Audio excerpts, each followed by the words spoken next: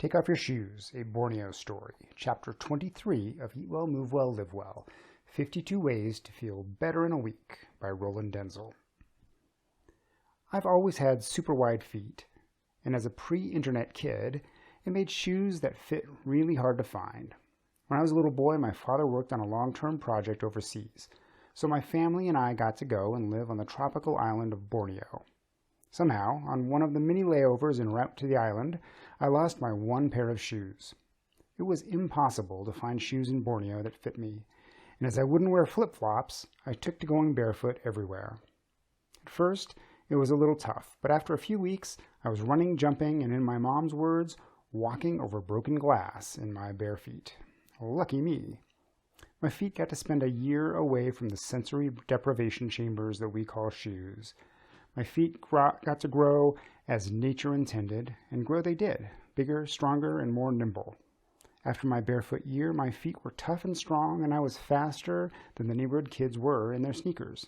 But when I got back to America, I got new shoes. They hurt. The only Triple E shoes available were hard, stiff, expensive, ugly, and often orthopedic. So I chose to squeeze my quickly growing triangles into more normal shoes. Within a year, my feet started to take on the shape of my narrow shoes. My toes were now angled in, coming to more of a point. My pinky toe got pushed under the next little piggy, and I grew a pointed, painful callus that constantly caused me issues. The elevated heels of my cross trainers and running shoes recommended by my doctor for my short calves over time made my calves even shorter. Soon, I had lost many of the benefits of having lived a year shoeless. My feet were once again sensitive when I was barefoot, which wasn't very often anymore. My calves were tighter and shorter, my arches dropped, and my feet got tired and sore when I went barefoot for more than a few minutes at a time. It was a vicious circle. The more I wore shoes, the more I had to wear shoes. The same thing has probably happened to you. Are you ready to learn something new? Sit down and take off one shoe, but only one. That's right, take it off. How does that feel? If you're anything like me, what you feel is, relief. But if you pay close enough attention, you might also notice that your foot hurts. Normally at this time, you'd kick the other shoe off, put up your feet, or walk around the house a bit, distracting yourself as the pain slowly fades away. But don't. Ready for the second shoe? Take it slow. Most shoes are pretty snug and buckled or laced tightly onto your feet. Without actually taking your second shoe off, unfasten or untie it. Use your fingers to loosen the laces and spread the upper a bit. Notice how your foot feels right now. I doubt you can actually feel the blood supply returning to your foot, but that's what's happening. No, the blood wasn't totally stopped, but it was restricted, and along with it, the flow of oxygen and nutrients to the feet was restricted, as was the flushing of toxins and waste products from the area. Now, take the shoe off and toss it aside. Resist any urge to rub your foot. Instead, spread your toes, wiggle them, curl them, and extend them. Most people will notice that their toes all move as one. All 5 toes clench or spread together. At this point, you'll probably feel a rush of warmth to the feet. There's that blood supply returning to the toes. Good. If you have socks on, now is the time to take them off too. Look at your feet. How do they look? Are they a traditional foot shape like you'd see in a comic or a cartoon? Or are they more shoe-shaped? How are your toes? Take your big toe, for instance. It should be pointing straight ahead and in line with the inside of your foot. Is it? Or is it angling in towards your other toes? Is your big toe pressed onto your other toes, pointing inward, forming more of a shoe shape than a foot shape? Do you have calluses where your shoe presses against your toes? Is your little toe pushed underneath its neighbor? Do you have bunions? Ingrown toenails? All of these little niggling things that cause pain in our feet are related to our shoes. It's time to stand up. But don't just stand up like you do every day.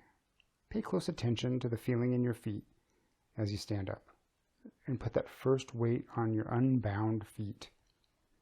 For me, it's a combination of pain and pleasure, like a back massage that hits just the right spot, only sometimes that right spot is a knot of painful, bound-up muscle. After this feeling is fully sunk in, take a few small steps and enjoy the sensation of carpet, wood, or tile that you might never have noticed because of the previously lingering pain.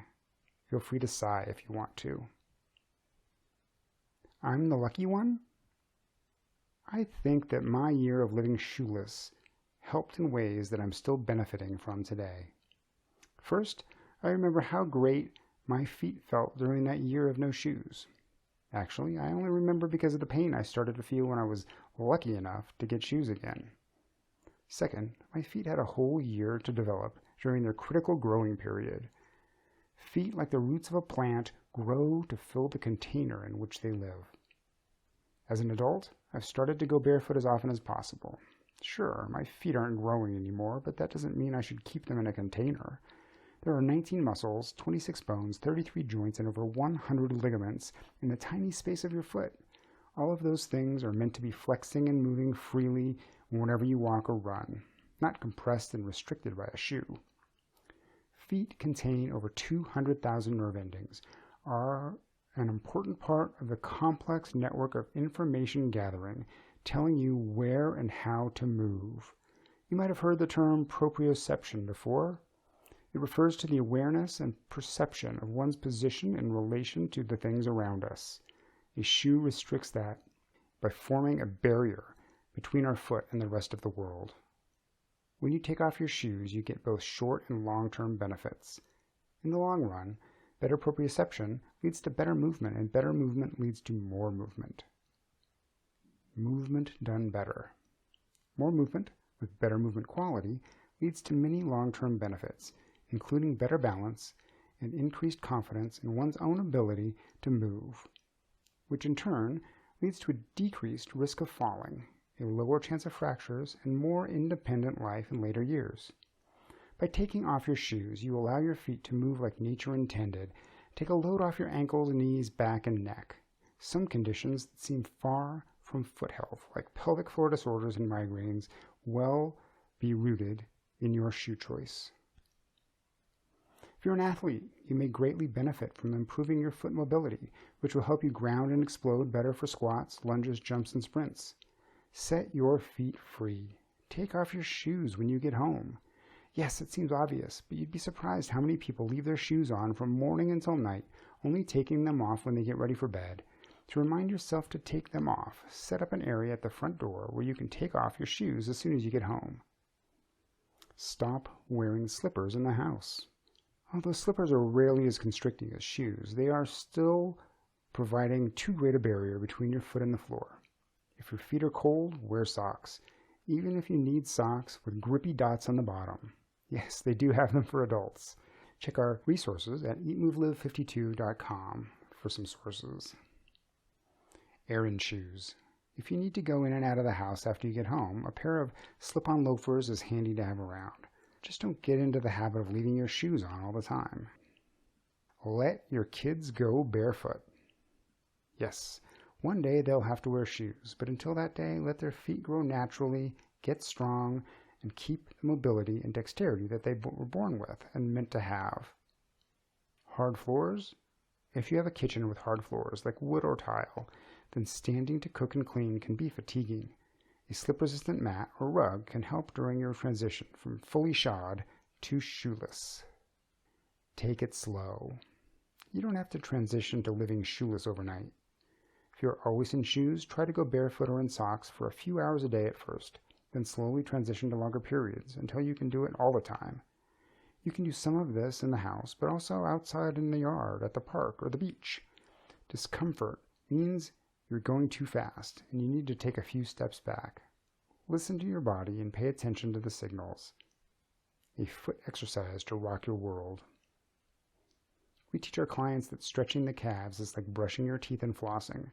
It's so powerful that you'll find it in several chapters of this book, and it's described fully in our Meet Your Feet chapter.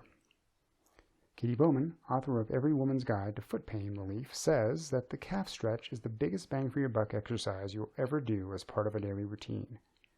Stretching your calves daily will help ease you into a life where your feet once again love their barefoot time. Let's take a second to talk about bunions. Are they genetic? Women often come to us complaining of bunions. When I ask them about their shoes, they tell me it's not their shoes, but genetic. My mom and grandma had bunions too. One lady went so far as to tell me she is from Croatia and that all Croatians have bunions. Sure, you might have a genetic predisposition to bunions, but it's not like going bald or gray or having blue eyes. You have a bunion because your shoes are forcing your feet into a position that creates a bunion, making you walk in a way that creates a bunion, and exercise in a way that creates a bunion. If you had the chance to move without the restriction of shoes, experience nature and an appropriate amount of movement, you'd probably never have a bunion. Perhaps your choice of shoes is genetic too. Your tasks for this chapter. 1. Take off your shoes and get familiar with the structure of your feet. Commit to spending some time barefoot every day. 2. Notice how different surfaces feel on your feet over time. Walk on carpet, sand, tile, grass. It can take a while for your feet to get used to pebbles and rocks, but it will come. 3.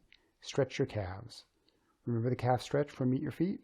Be sure to incorporate the calf stretch into your daily routine. In the morning, for sure, but for best results, stretch your calves several times per day. Thank you for listening to Take Off Your Shoes, a Borneo story. Chapter 23 of Eat Well, Move Well, Live Well, 52 Ways to Feel Better in a Week. For more like this, be sure to stop by EatMoveLive52.com.